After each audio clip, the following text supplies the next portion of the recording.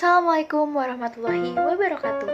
Perkenalkan, saya Anindya Utami Putri, saya dari Pendidikan Biologi B 2021 dengan NIM 2101056. Tanpa kita sadari, kita seringkali mendengar tentang bahasa dan kecerdasan, dan mungkin itu akan seru ya jika kita bahas. Maka dari itu, izinkanlah saya untuk mempresentasikan artikel ilmiah saya dengan judul Pengaruh Penguasaan Bahasa Terhadap Kemampuan Intelektual Peserta Didik untuk memenuhi tugas dari Bapak Daris Hadianto SPD MPD, mata kuliah Bahasa Indonesia. Pada saat ini, kemampuan berbicara dan penguasaan bahasa bisa menjadi tolak ukur kemampuan intelektual peserta didik. Teori yang dikemukakan oleh Jean Piaget mengenai adanya keterkaitan antara penguasaan bahasa pada meningkatkan kecerdasan intelektual peserta didik. Mengapa bisa? Hal ini karena kecerdasan intelektual didasari oleh lancarnya berbahasa dan penguasaannya. Pada penelitian yang dilakukan oleh Bell dan Lambert pada tahun 1962 mengenai anak yang memiliki kemampuan bahasa yang baik dan memiliki nilai yang tinggi pada tes kemampuan verbal dan nonverbal.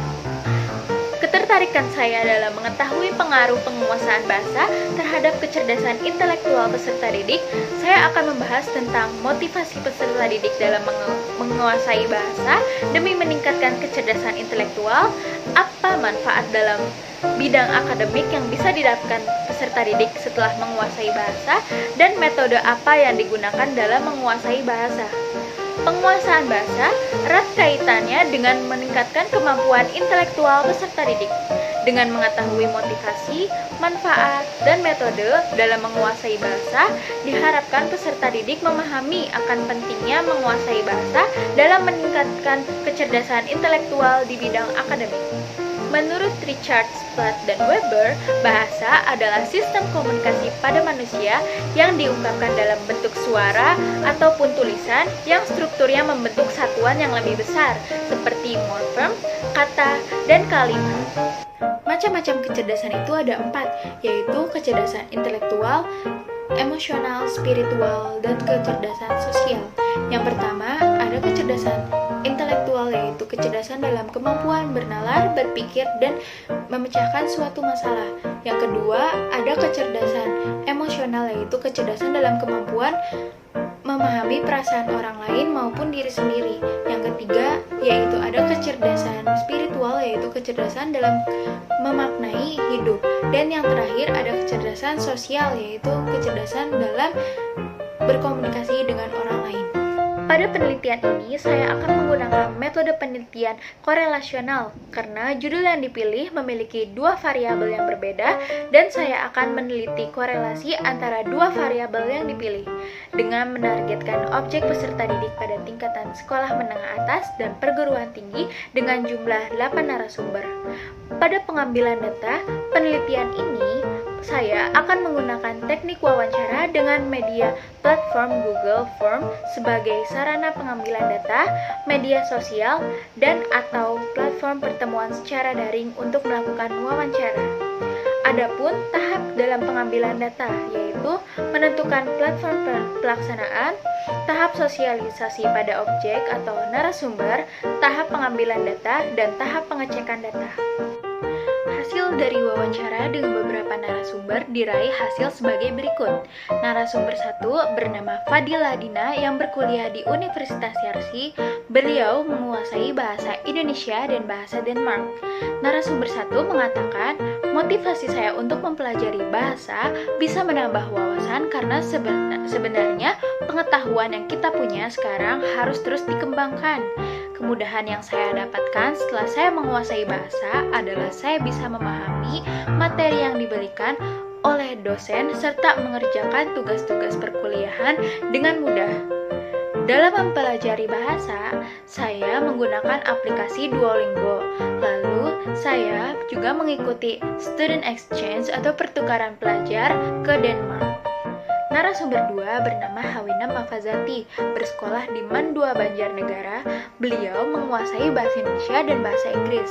Narasumber 2 mengatakan, saya beranggapan bahwa ketika saya menguasai bahasa, saya bisa dipandang baik oleh masyarakat. Saya memperdalamnya dan mempelajari bahasa. Saya semakin mudah dalam mempelajari mempelajari bahasa, saya dituntut untuk kreatif, berpikir cerdas, dan tanggap dalam mempelajarinya. Bahasa Inggris itu sendiri sudah menjadi mata pelajaran wajib di sekolah sejak sekolah dasar. Saya memanfaatkan itu dengan baik dengan memperdalam apa yang saya pelajari di sekolah. Narasumber 3 bernama Diana yang berkuliah di Universitas 11 Maret. Beliau menguasai bahasa Indonesia, bahasa Korea, bahasa Inggris, bahasa Jepang, bahasa Mandarin, dan bahasa Jerman. Narasumber 3 mengatakan motivasi saya dalam mempelajari bahasa adalah bahwa pengetahuan yang bisa kita dapatkan tidak hanya dari satu bahasa saja. Manfaat yang saya dapatkan setelah saya menguasai bahasa, saya bisa memahami banyak hal dalam segala mata kuliah dengan mudahnya. Saya mempelajarinya dari ragam huruf tata bahasa masing-masing bahasa. Narasumber 4 bernama Reza Naura Safa Amelia yang berkuliah di Universitas Gadjah Mada. Beliau menguasai bahasa Indonesia, bahasa Inggris, bahasa Prancis, dan bahasa Spanyol. Narasumber 4 mengatakan, saya beranggapan bahwa saya jadi bisa langsung memahami informasi dengan bahasa yang saya pelajari. Kemudahan dalam bidang akademik tentunya mudah untuk saya memahami jurnal-jurnal internasional. Untuk mempelajari bahasa, saya melihat video pembelajaran bahasa, membuat jadwal harian untuk menghafal kosakata baru, mengikuti kursus bahasa, dan mendengarkan lagu-lagu berbahasa asing. Narasumber 5 bernama Bilvi yang berkuliah di Kutavin Moscow State Law University. Beliau menguasai bahasa Indonesia, bahasa Inggris, bahasa Spanyol, bahasa Jepang, bahasa Korea, bahasa Rusia, bahasa Portugis, dan bahasa Prancis. Narasumber 5 mengatakan, selain bahasa bisa membawa saya menuju jendela dunia, menguasai bahasa juga memberikan pengetahuan baru dalam berbagai hal.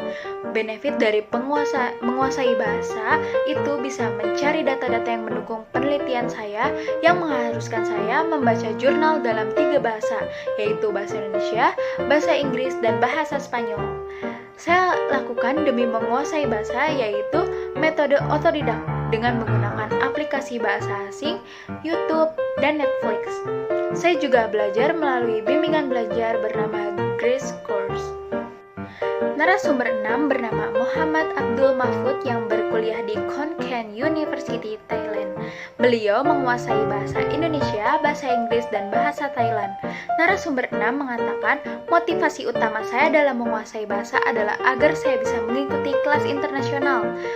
Manfaat terbesar yang saya dapatkan dari hal tersebut yaitu saya bisa mendapatkan beasiswa ke luar negeri yang pada akhirnya mengantarkan saya ke Khon Kaen University di Thailand ini. Saya mengikuti kelas bahasa Inggris dari Rumah Bahasa Surabaya. Saya juga mengikuti kelas bahasa Thailand. Narasumber 7 bernama Aubrey yang berkuliah di Universitas Pajajaran.